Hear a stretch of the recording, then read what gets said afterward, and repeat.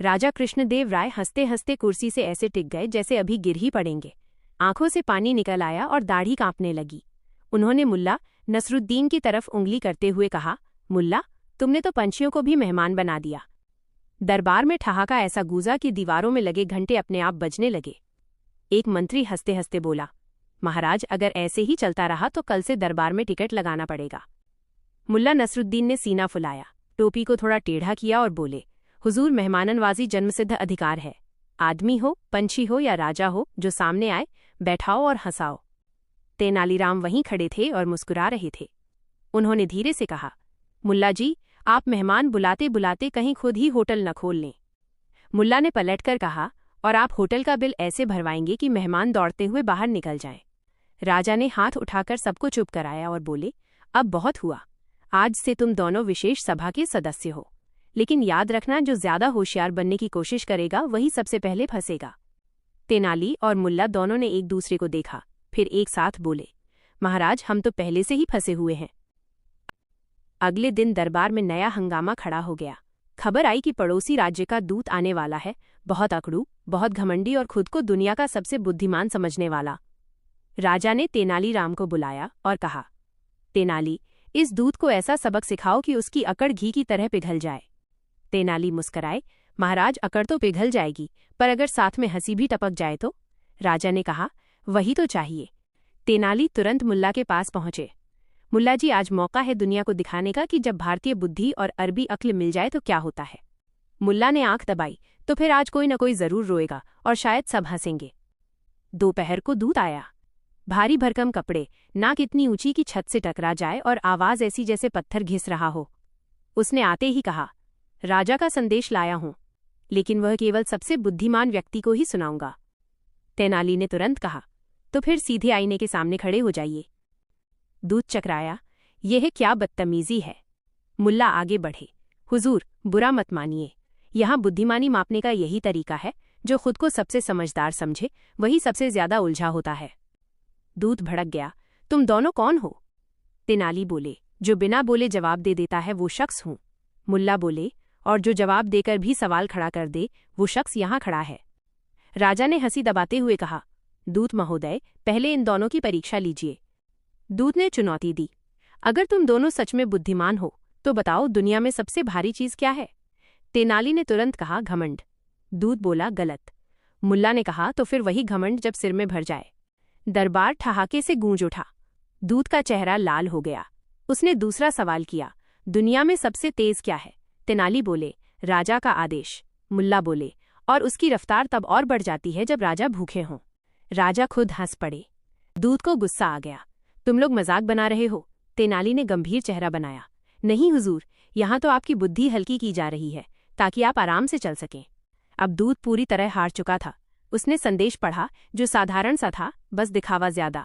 राजा ने संदेश सुना और बोले, तेनाली, मुल्ला, आज तुम दोनों ने बिना तलवार चलाए जंग जीत ली। शाम को महल के बगीचे में दावत रखी गई। खाने के बीच मुल्ला नसरुद्दीन ने प्लेट के नीचे फिर से प्याज रख दिया। तेनाली ने देखा और बोले, ये क्या नया प्रयोग है? मुल्ला बोले, अगर खाना खराब निकला तो यही प्याज बचाव करेगी। इतने में राजा आए और बोले, मुल्ला, एक बात बताओ, अगर राजा बना दिया जाए तो सबसे पहला आदेश क्या दोगे? मुल्ला ने सोचा और कहा, महाराज, सबसे पहला आदेश यही होगा कि जो खुद को बहुत समझदार समझे उसे रोज शीशे के सामने खड़ा किया जाए। तेनाली बोले, और जो खुद को बहुत मूर्ख समझे? मुल्ला हंसे, उसे मंत्री बना दिया जाए, क्योंकि वही काम सबसे अच्छे से करेगा। राजा हंसते हंसते बोले, बस, अगर तुम दोनों ऐसे ही रहे तो यह राज्य कभी उदास नहीं रहेगा।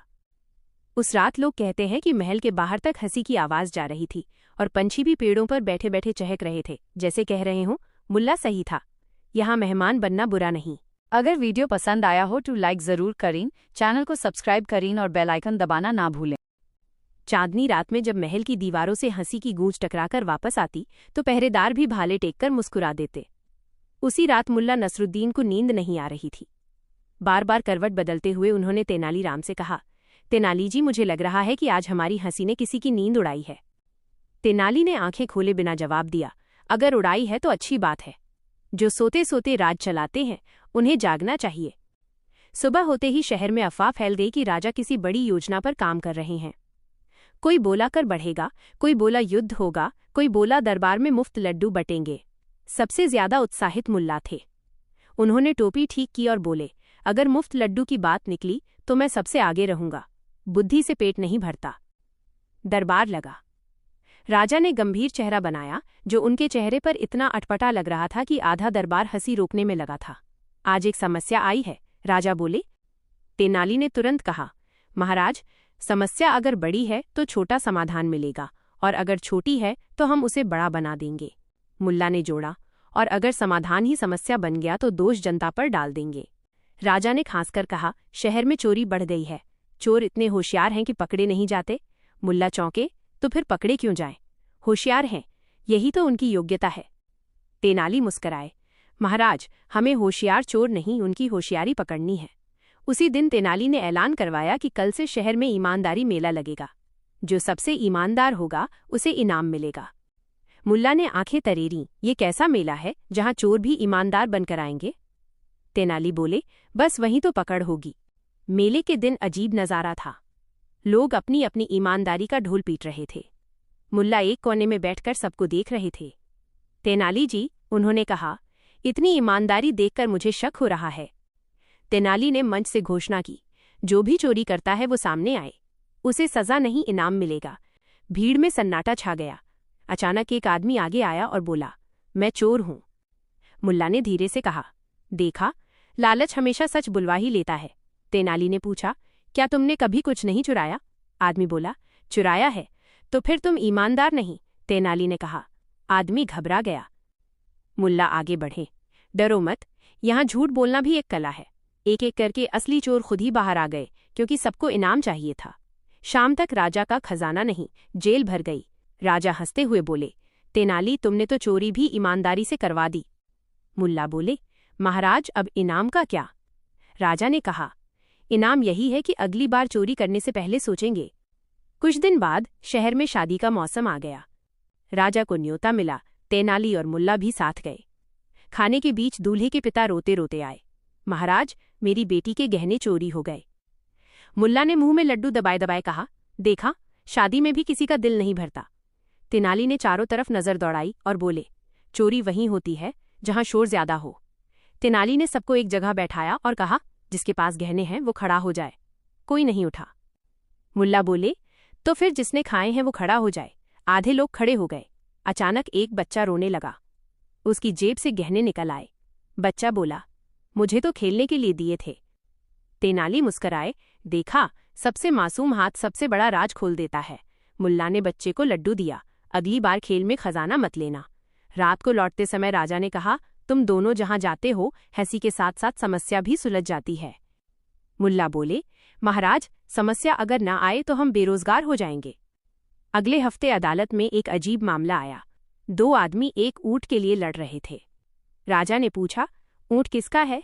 मुल्ला बोले, ऊंट का है। तेनाली हंसे, महाराज, ऊंट से ही पूछ लेते हैं। मुल्ला ऊंट के कान में बोले, अगर तू पहले वाले का है तो दाएं पैर से चल, दूसरे का है तो बाएं से। ऊंट बैठ गया। दरबार ठहाके से गूंज उठा। तेनाली बोले, देखा, समझदार वही है जो झगड़े से दूर बैठ जाए। राजा ने फैसला सुनाया, ऊंट राजकोष का हुआ। दोनों आधा आधा झगड़ा बांट लो। शाम को तेनाली और मुल्ला नदी किनारे बैठे थे। मुल्ला ने कहा, तेनाली जी, हम जितना हंसाते हैं उतना ही लोग सीखते हैं। तेनाली बोले, और जो नहीं सीखते वे अगली कहानी का हिस्सा बन जाते हैं। हवा में फिर वही हंसी घुल रही थी। ऐसा लग रहा था जैसे शहर ने तय कर लिया हो, जब तक तेनाली और मुल्ला हैं यहाँ उदासी को प्रवेश नहीं मिलेगा। अगर वीडियो पसंद आया हो तो लाइक जरूर करें, चैनल को सब्सक्राइब करें और बेल आइकन दबाना ना भूलें।